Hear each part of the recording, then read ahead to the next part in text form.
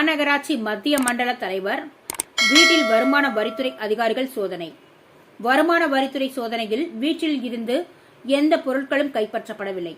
Kovai Sivananda colony பகுதியில் உள்ள மாநகராட்சி மத்திய மண்டல தலைவர் பீனா லோகு வீட்டில் வருமான வரித்துறை அதிகாரிகள் என தகவல். சோதனையானது 3 கார்களில் வந்த 10க்கும் மேற்பட்ட அதிகாரிகள் மீனா லோகு இல்லத்தில் சோதனை நடத்தினர். சுமார் 1.5 மணி நேரம் சோதனை நடத்திய நிலையில் வீட்டில் இருந்து எந்த பொருட்களும் கைப்பற்றப்படவில்லை. வீட்டில் இருந்த கார், அலுவலகம், வீடு என அனைத்து இடங்களிலும் வருமான வரித்துறை அதிகாரிகள் சோதனை நடத்தினர்.